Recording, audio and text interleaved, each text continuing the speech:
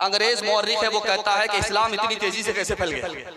1984 की रिपोर्ट है, इस्लाम 50 साल में अमेरिका जैसे मुल्क में, फ्रांस जैसे मुल्क में, बरतानिया जैसे मुल्क में कितनी तेजी से फैला, बगैर ताकत के, बगैर पैसे के इस्लाम कितनी तेजी से फैला। अल्लाह का शुक्र आप अदा करेंगे। 50 साल में 235% इस्लाम फैला, 235%। और ईसाईयत जोर के नाम पर, जर के नाम पर कितनी फैली 50 साल में? 47%। 47% ईसाईयत फैली, इस्लाम 235% फैला। अंग्रेज मौर्रिख लिखता है कि 3 वजह से इस्लाम फैला। मुसलमान को तरक्की मिली, मुसलमान कामयाब हो गए, पूरी दुनिया में छा गए, 7 समंदर पार इस्लाम पहुंच गया। 3 वजह से पहुंचा। मस्जिद में नमाज आई, मस्जिद की तामीर नमाज के लिए हुई।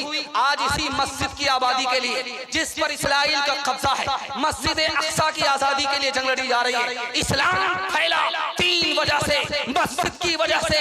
और मस्जिद में सब मिल करके, अमीर और गरीब, छोटे बड़े, एक साथ में मुत्तहिद होकर के इत्तेहाद का मुजाहिरा किया। इसकी वजह से इस्लाम फैला। मोहम्मद आए, तोहफे में नमाज लेकर के आए, नमाज के बहाने से इत्तेहाद दे दिए, मस्जिद अदा कर दी, रहमत बराह रास्त मस्जिद पर उतरती है। इसकी वजह से इस्लाम फैला। इंशाअल्लाह हमारा मजबूत रिश्ता अगर मस्जिद से रहा, इत्तेहाद अगर बाकी रहा, नबी की शान को हमने बाकी रखा, तो दुनिया की कोई ताकत हम पर गालिब नहीं आ सकती। हाथ उठा करके वादा कीजिए कि मस्जिद में नमाज पढ़ेंगे, दूसरे को पढ़ने देंगे। हाथ उठाइए, इंशाअल्लाह बिल्कुल सही जा रहा है। मेरा कायद है वो, सुलह अमन पैगाम था जिसका, मोहम्मद नाम था जिसका, मोहब्बत काम था जिसका, वो रफ्ता रफ्ता जिसने काम को मंजिल अता कर दी, कली आवाज थी जिसकी, चमन अंजाम था जिसका, वो नबियों में रहमत लक़ब पाने वाला, मुरादे गरीबों की बरलाने वाला, वो अपने पराए का गम खाने वाला, मुसीबत में गैरों के काम आने वाला, फकीरों का मलजा, ज़ईफ़ों का मावा, गुलामों का वाली, यतीमों का वाली, गुलामों का मौला। कुरान को सामने रखिए, तीसरा पैगाम 3 मिनट में गुजर जाए। बहुत अच्छा आप सुन रहे हैं। आपको किसी तरह अपनी शर्मिंदगी का एहसास नहीं करना है। मैं सबसे ज्यादा आपसे कम पढ़ा लिखा हूं। ये अलग बात है कि आपका मैं मेहमान हूं, आपने मुझे कुर्सी पर बैठा दिया। बहुत अच्छा सुन रहे हैं आप। मैं आपको इज्जत दे रहा हूं, आपको जलील नहीं कर रहा। मुझे उम्मीद है कि अल्लाह इस इज्जत को बरकरार रखे, इस मोहब्बत को बरकरार रखे। तीसरा पैगाम देने के लिए जा रहा हूं। हमारा ज़मीर जिंदा है या मुर्दा है, ये कैसे पता चलेगा? हमारी दुआ फलस्तीन के हक में कबूल होती है कि नहीं, ये कैसे पता चलेगा?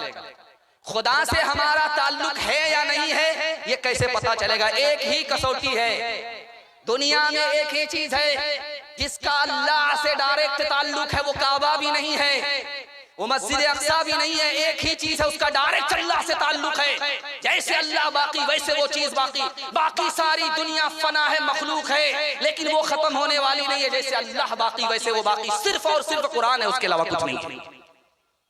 कुरान ही है जो बाकी है, मखलूक नहीं है। अल्लाह की सिफत है, जैसे अल्लाह बाकी वैसे कुरान बाकी।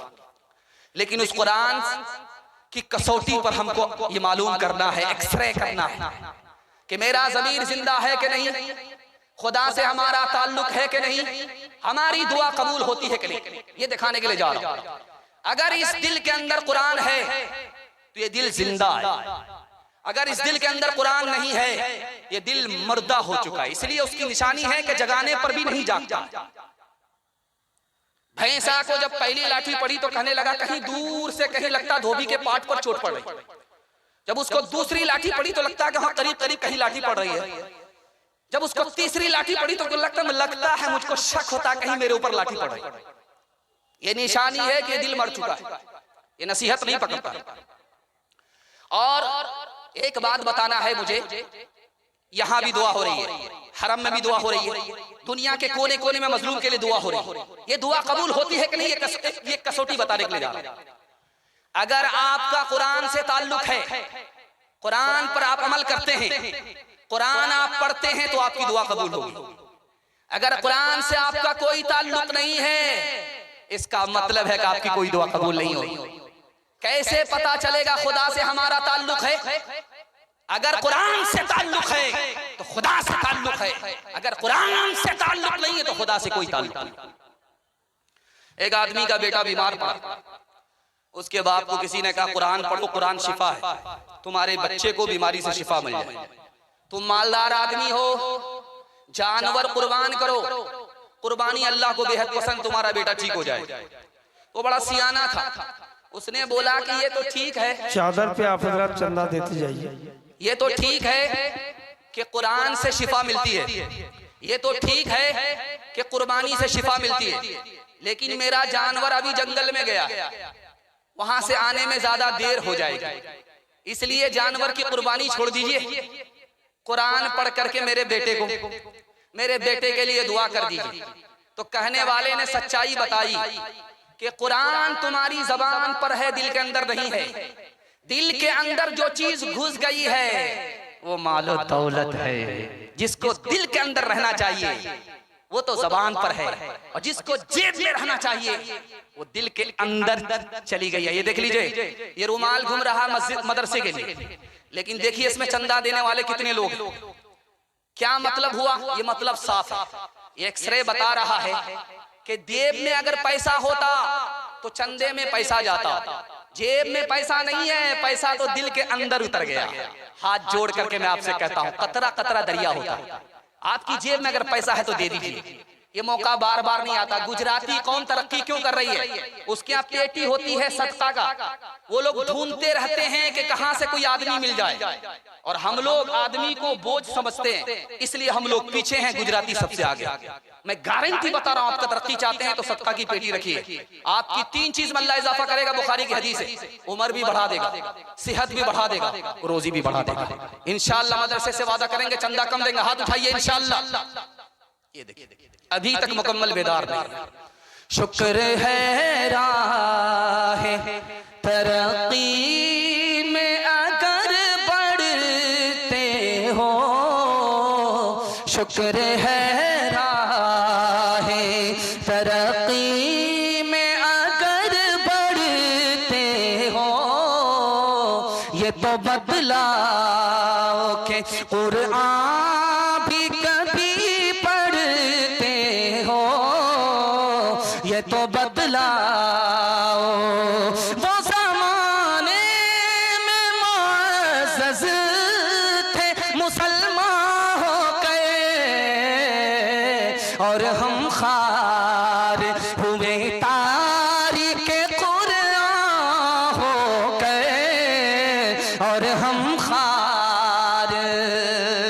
इसराइल और फलस्तीन के मामले में कौन हारेगा कौन जीतेगा, ये पैगाम आपके सामने रखने के लिए सुनने के लिए तैयार है? जोश के साथ हाथ उठाइए इंशाअल्लाह।